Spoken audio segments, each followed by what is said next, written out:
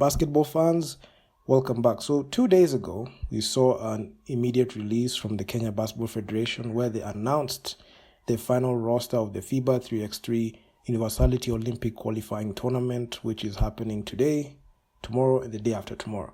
So as per recording of this video, the first game that Team Kenya has played against Canada won this game 19-12. But before we get into that video, I just want to put some things out of the way so that we can be able to just get ahead and just talk about the game. So they announced, the Kenya Basketball Federation announced the FIBA 3x3 Universality Qualifying Tournament squad, which comprised of the captain, Natalie Medina, Reynolds from Mexico, Masiwanyama from Lithuania, Medina Zetech, and she signed with the Mississippi State University in the US, and Hila Indasi, and she is a substitute player. So, and being coached by Coach Kedogo. So the team had been in a 14-day camp in Miramar, France, courtesy of NOC, the National Olympics Committee of Kenya, and the Ministry of Sports, Youth Affairs, and they departed 30th April from France to Japan, where the event is going to be. So they also spent 10 days in France in March, playing top European teams, and participated in 2 stops of the 4 stops of the French Pro League, where we went ahead and covered what they did. They played 7 games. They had a record of 2-5. So other preparations included a 1-week high performance training in Hammamet, Tunisia, which they trained fast before going to France. And I must say, they got schooled in France. And the Universality Olympic Qualifying Tournament 2 will have 8 men's teams and women's teams, and where only 1 team from each gender will qualify for the Paris 2024 Olympics. So Kenya is in Pool B with Canada, Netherlands, and Australia. So with that out of the way, and adding some context into it, Team Kenya, they have their 3 games, and out of the 3 games, they have to finish. They have to finish off very well so that they can be able to qualify. And it's only 1 team from each, from the men and women that are going to qualify. And in this case, we only have a women's team there. So if they finish in the finals, which is a very strong if, that's the only time they might have a shot. But going into the game, I must say, it was very disappointing. I must say, I was not that surprised because that's how Team Kenya plays in continental basketball. I cannot come out and say that I am shocked with the performance because the performance is the same. I have looked at not only watched but also analyzed a lot of Team Kenya games, especially both men and women. And I must say we play the same way and we are very predictable both on offense and defense. And our severe inability to guard the 2-pointers, which is glaring, given the fact that how many points from the 3-pointers we give up. That's something that leaves a lot of question marks, and it all goes down to the coaching staff, the actual players that actually suit up and play. They are the ones that have those issues. And honestly, if you ask me, I must say I was not that surprised. I expected this because if you look at the stats in previous games and how Team Kenya has performed, this game might not come out as a shock. I know a lot of people come out and say, "Oh, you had a bad day at the office," and you can also see I put the highlights of the game. I put not even the highlights, but the whole game, as I can see playing on the screen. So you can be able to get a quick understanding of what I'm saying. So this is not a bad day at the office. This has been a recurrent theme that has been happening year in, year out. And a lot of times we get bailed out in last possession situations where we're able to go ahead and hit a lucky shot like the way we did in Egypt. And Team Kenya went ahead and won the gold.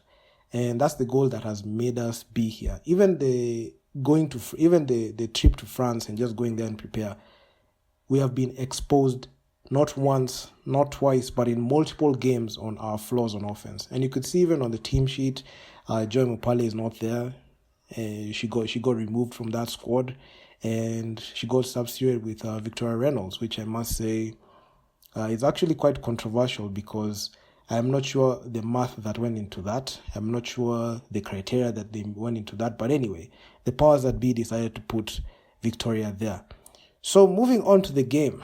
This game was decided by 7 points as Canada finished with 19 points and Kenya 12. So one thing that I've noticed in all these games, I've covered in 3x3. Team Kenya has a very solid performance in the first 4 minutes of the game. And that's when we try to kind of grow into the game. We are the first ones to score the first basket. And because of our minimalistic approach on both offense and defense, teams are able to read us very fast and very well. You can even see, like, right at the start of the game, Medina, she went in and scored a 1-pointer. But you could see the Canadian team, because they had good 3-point shooters, they were able to knock down the 2-pointers with ease, as their first basket was a 2-pointer. And not only the first basket, but also the second one. So they went back-to-back 2-pointers. And just like that, Kenya, we thought that we are up to, we thought we were up with 2 points, but at some point we tied, and Canada just came up with the 3. And the only minutes of the game that we are very energetic and Team Kenya just tries to have a valiant effort to score the game is the first 4 minutes. After the first 4 minutes of the game, it's always a game of catch up. And because of our minimalistic approach on offense, especially considering the fact that we don't even have legit 3-point shooters on the team, not just the occasional lucky shot that goes in, but players who can be able to knock down the 3 ball with ease. That is something that the team does not have. You can see the Canadian team, they knew the shots they needed to take, and they attempted a total of 8 2-pointers, 18, and Kenya's 8. So you can see we took less shots from beyond the arc. Because they're not good shooters, we don't capitalize on taking the outside shot. And when a team, when the opposing team understands the basic fact that we are very minimalistic on offense and we always have a tendency of driving the ball inside, the Canadian team or any other team that we play, especially in the French Pro League, they loaded up inside and made sure that they blocked every single attempt at driving, and they made shots highly contested and tough. And they were willing to give us the 3 ball. And in this case, when the Canadian team saw that, they made sure to disrupt all the drives, despite even Victoria Reynolds having a very good, she had a very good layup. And, she was trying to take the occasional mid-range. But that quality was not there from the other players like Natalie. And I've mentioned her. I've said in multiple occasions that this is a lady that has no bag. She really struggles to facilitate the ball. She has a very minimalistic approach on offense, and her defense is very questionable. And even on defense, there's some point where when Canada was switching it, the other team, it made the other players in our squad, the Team Kenya squad, we were just not paying attention to the switches. And Canada were able to be able to knock down some easy shots. Then when things are not going our way, what Team Kenya decides to do, okay, now let's start fouling.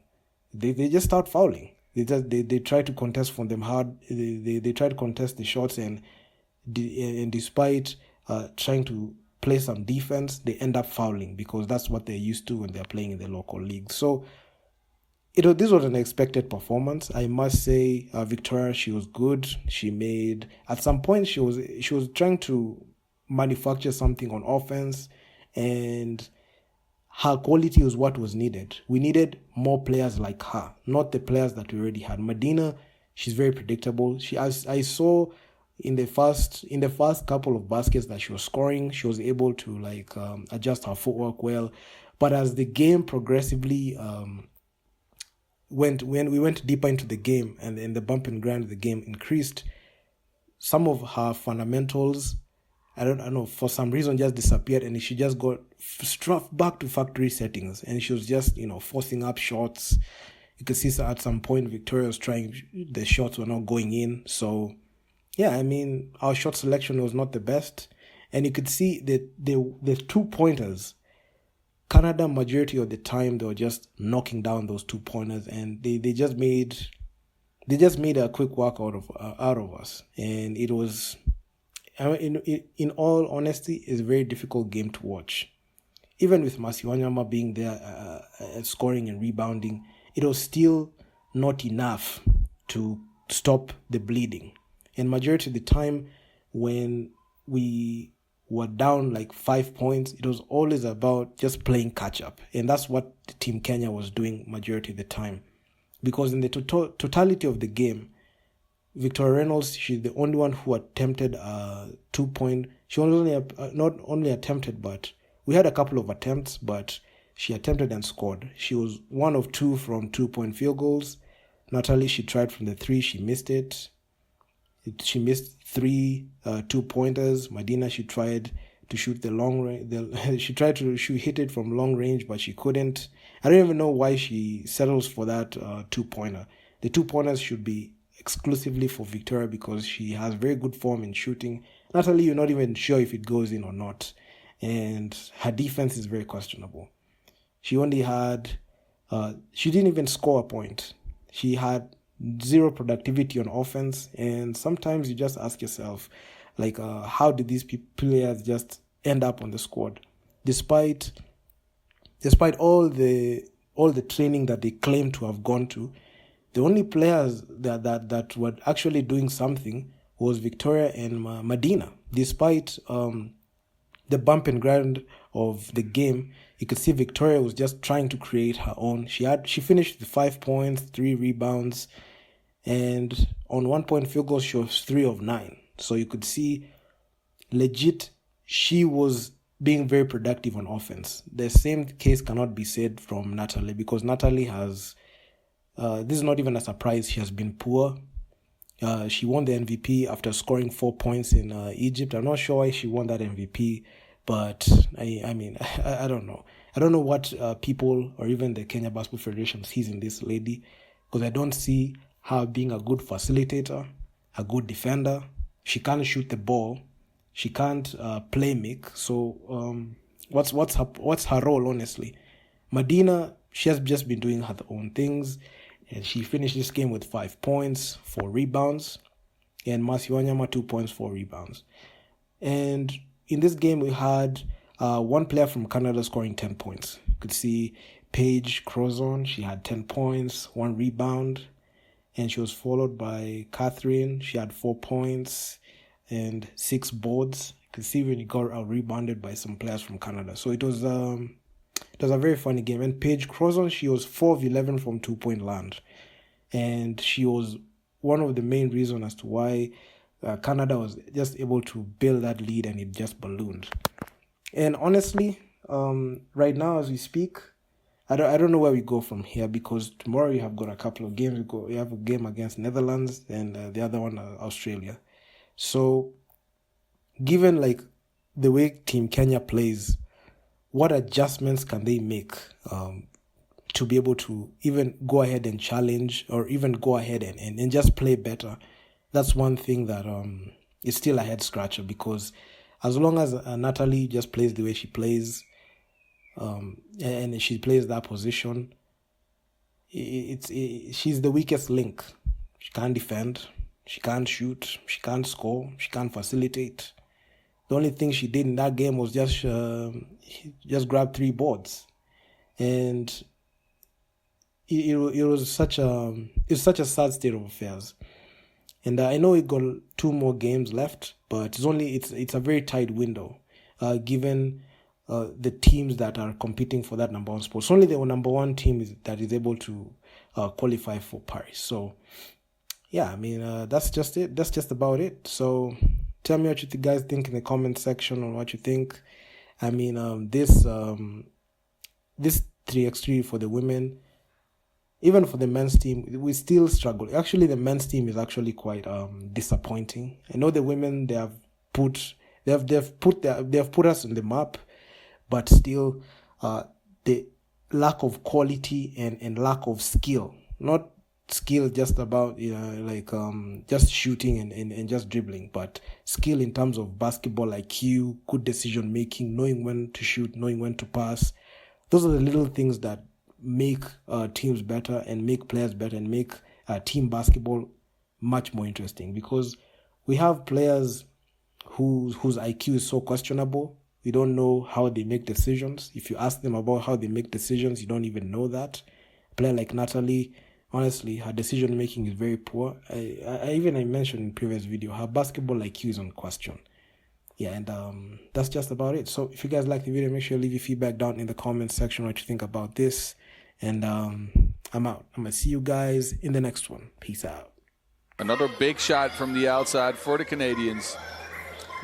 And now the difference in the game is starting to get to Kenya, I think. This is the point where you need to start creating. We saw Okot take a long two-point shot. They don't need that. They're so well balanced. We talk about the Plouffe sisters a lot, and deservedly so.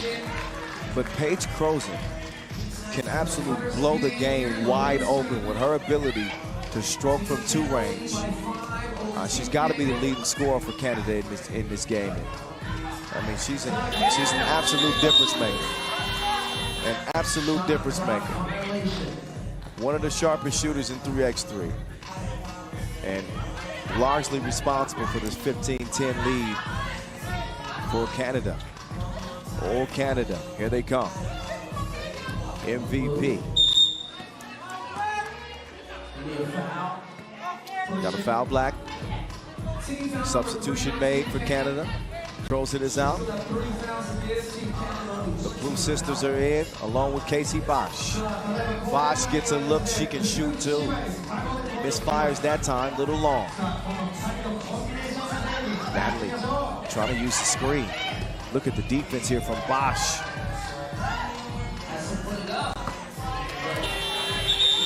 Just great pressure by Team Canada. What a defensive possession. Kenya couldn't go anywhere. Now Okot comes back in the game, so that's going to give him a relief pass at any point, but that was just a very forced possession by Kenya. Casey Bosch, she's tenacious defensively. Oh, Cat can't get it to go.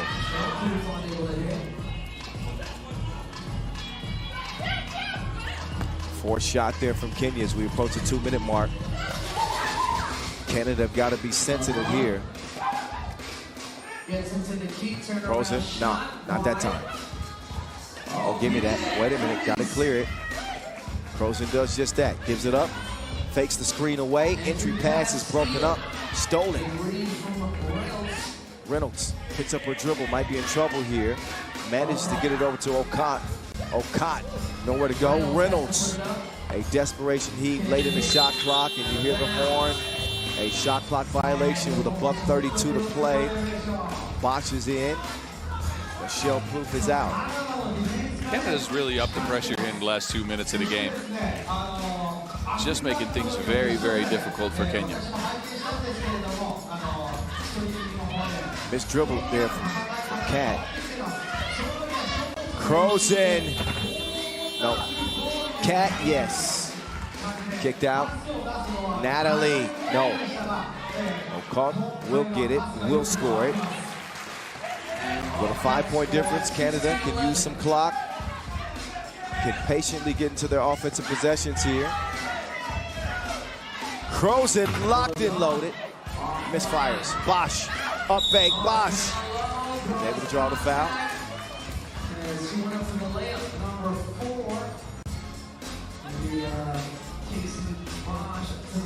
Casey Bosch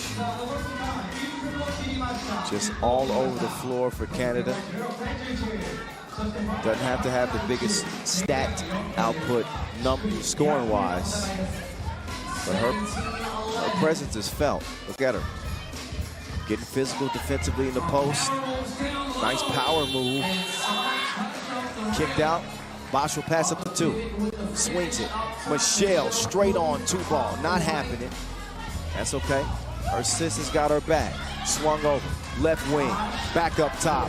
MP. No. 2 hasn't been falling for her here so far. Game 1. She was ablaze in Springfield. More on that later. Cat Plouffe Midi money.